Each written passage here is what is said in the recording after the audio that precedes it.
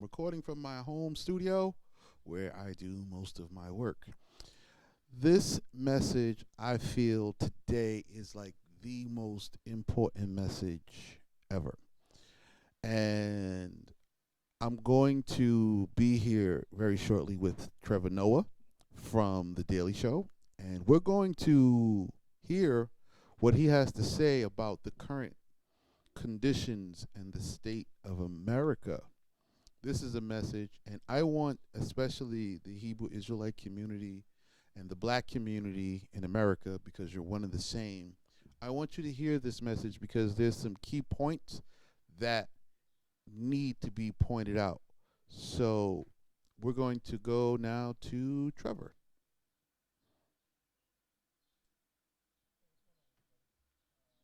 Hey, what's going on, everybody? What's really interesting about what's happening in America right now is that a lot of people don't seem to realize how dominoes connect, how one piece knocks another piece that knocks another piece, and in the end creates a giant wave. Each story seems completely unrelated, and yet at the same time, I feel like everything that happens in the world connects to something else in some way, shape, or form. And I think this news cycle that we witnessed in the last week was a perfect example of that. Amy Cooper, George Floyd, and the people of Minneapolis. Amy Cooper was, for many people, I think, the catalyst. And by the way, I should mention that all of this is like against the backdrop of coronavirus. People stuck in their houses for one of the longest periods we can remember. People losing more jobs than anyone can ever remember. People struggling to make do more than they can ever remember. And I think all of that compounded by the fact that there seems to be no genuine plan from leadership. Like, no one knows what's going to happen. No one knows how long they're supposed to be good, how long they're supposed to stay inside, how long they're supposed to flatten the curve. No one knows any of these things. And so what happens is you have a group of people who are stuck inside. All of us as society, we're stuck inside.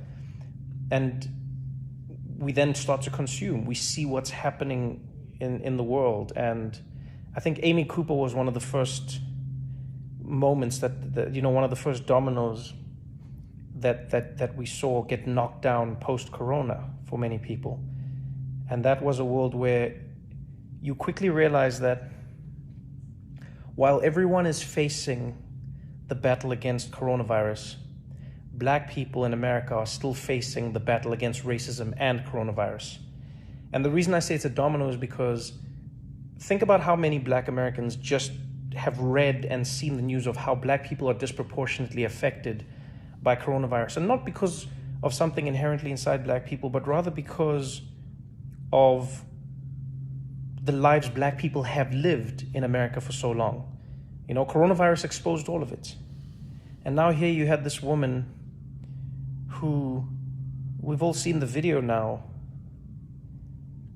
blatantly knew how to use the power of her whiteness to threaten the life of another man and his blackness. What we saw with her was a really, really powerful, explicit example of an understanding of racism in a structural way. When she looked at that man, when she looked at Cooper and she said to him, I'm going to call 911 and I'm going to tell them there's an African American man threatening my life. She knew how powerful that was. And that in itself is telling. It tells you how she perceives the police. It tells you how she perceives her perception or her relationship with the police as a white woman. It shows you how she perceives a Black man's relationship with the police and the police's relationship with him. It was powerful. Because so many people act like they don't know what Black Americans are talking about when they say it, and yet Amy Cooper had a distinct understanding. She was like, "Oh, I know that you're afraid of interacting with the police because there is a presumption of your guilt because of your Blackness. I know that as a white woman, I can weaponize this tool against you. And I know that by the time we've sifted through who was right or wrong, there's a good chance that you will have lost in some way, shape, or form." And so for me, that was the first domino. And so now you're living in a world where so many people are watching this video So many people are being triggered because in many ways it was like a gotcha. You know, it was like the curtain had been pulled back. Aha. So you do this because it's always been spoken about, but this was like, it was powerful to see it being used. And I think a lot of people were triggered by that. A lot of people were like, damn, we knew it was real, but this is like real, you know? I think a lot of people were also angry that some of the outrage that came to her was because of her dog. And I mean, I get it, you know, but it was, a lot of people felt like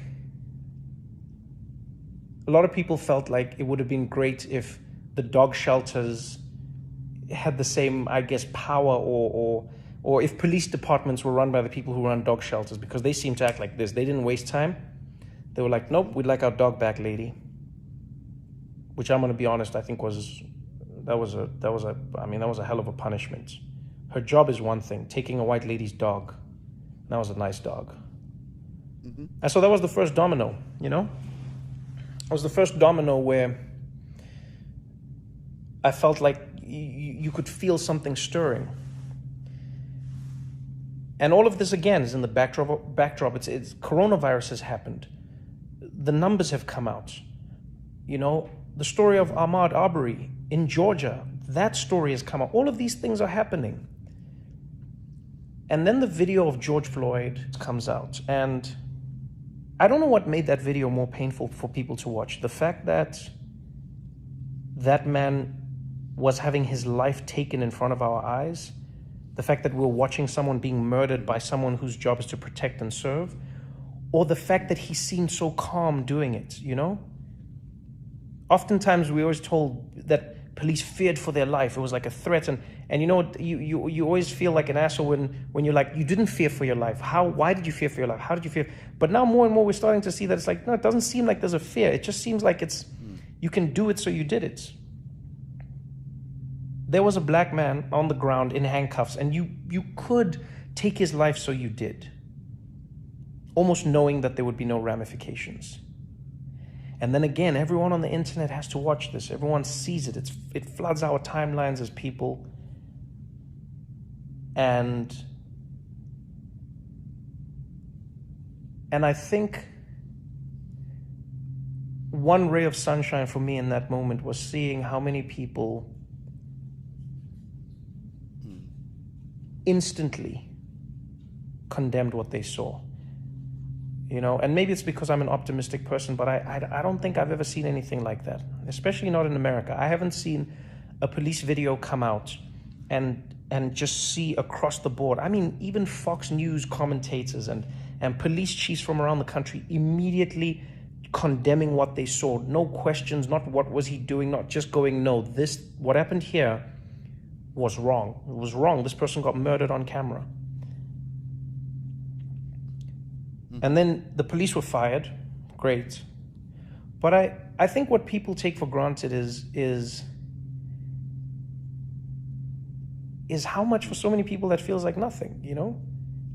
How many of us as human beings can take the life of another human being and then have firing be the worst thing that happens to us? And yes, we don't know where the case will go, don't get me wrong, but it feels like there is no moment of justice. There is no, you know, if you're watching a movie, you'd at least want the cops, you'd want to see the perpetrators in handcuffs. You'd want to see the perpetrators facing some sort of justice. Yes, they might come out on bail, etc., but I think there's a lot of catharsis that comes with seeing that justice being doled out. When the riots happened, that for me was an interesting culmination of everything. I saw so many people online saying, these riots are disgusting. This is not how a society should be run. You do not loot and you do not burn and this is not how our society is built.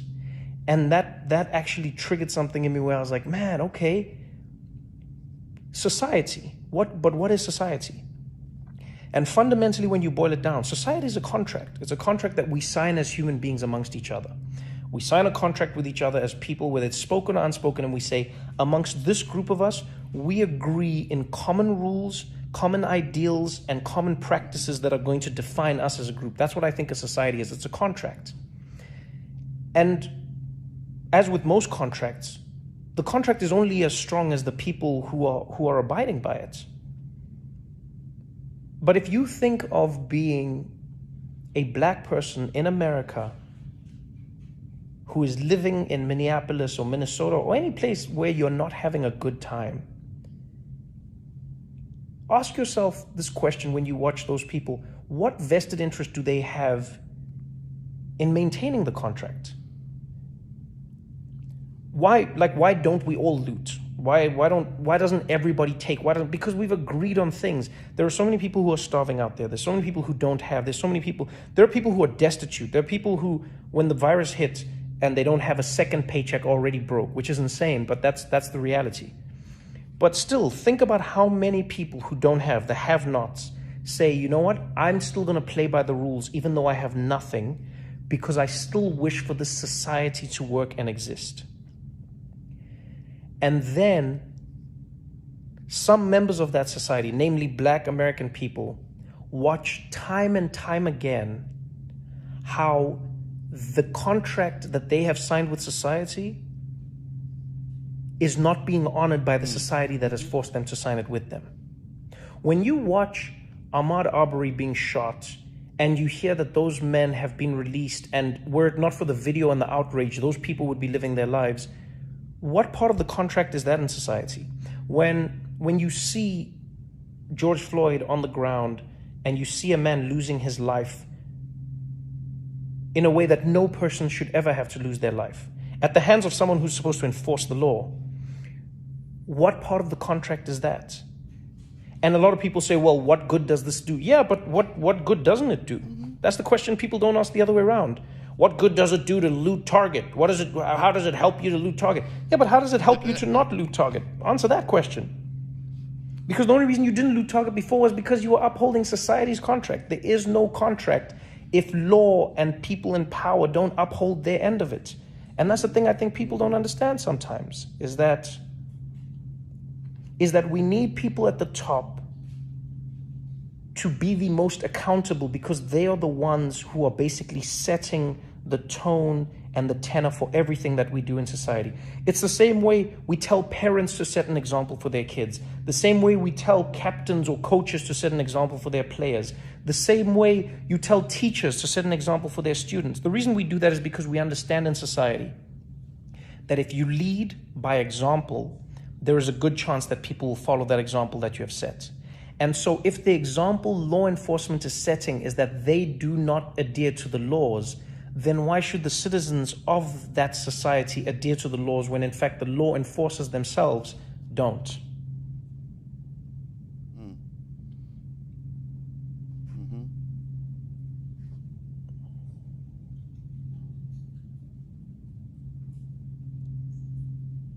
There's a really fantastic chapter in Malcolm Gladwell's book, David and Goliath, where he talks about the principles. What is it? He talks about the principles of legitimacy.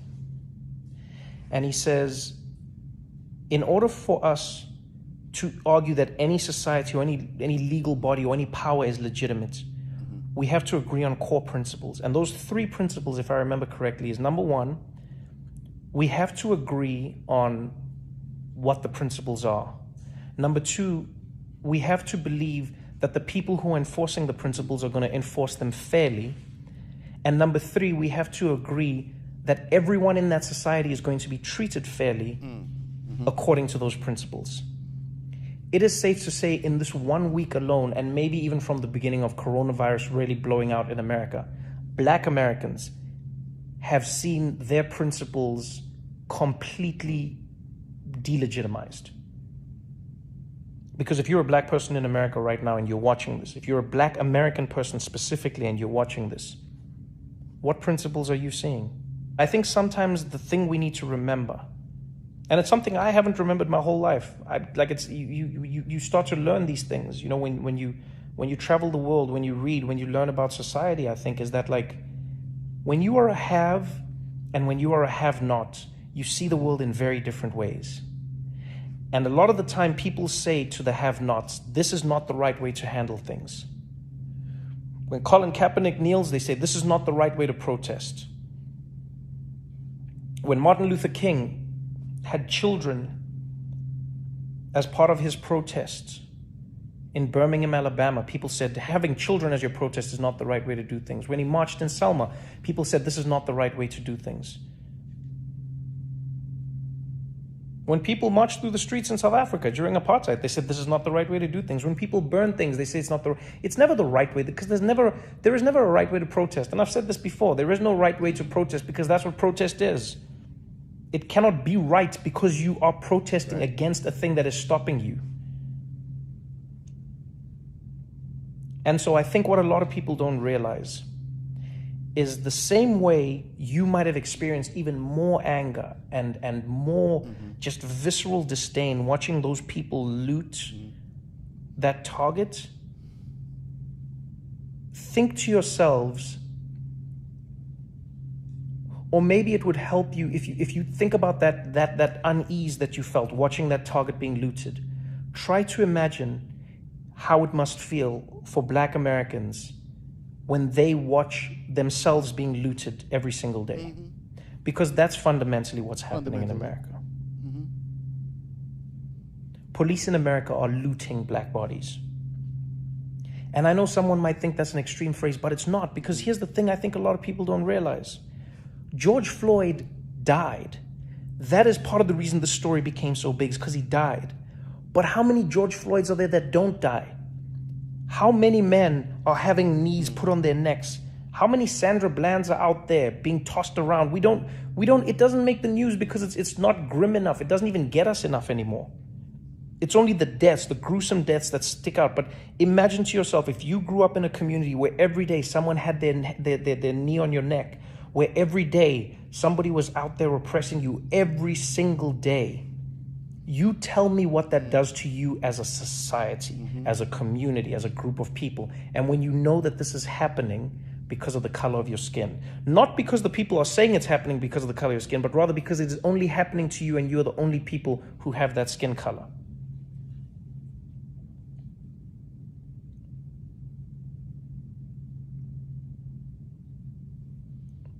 And I know there's people who say, yeah, but well, how come black people don't care when Black people kill? But man, that's one of the dumbest arguments ever. Of course they care. If you've ever been to a hood anywhere, not just in America, but anywhere in the world, you know how much Black people care about that. If you know anything about under-policing and over-policing, though, you would understand how that comes to be. The police show Black people how valuable their lives are considered by the society. And so then those people who live in those communities know how to or not deal with those lives. Because best believe, if you kill a white person, especially in America, there is a whole lot more justice than is coming your way than if you killed some Black body in a Black neighborhood somewhere.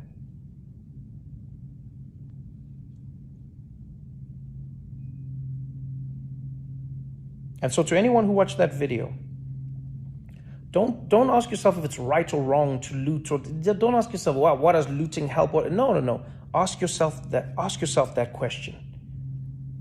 Ask yourself why it got you that much more watching these people loot, because they were destroying the contract that you thought they had signed with your society.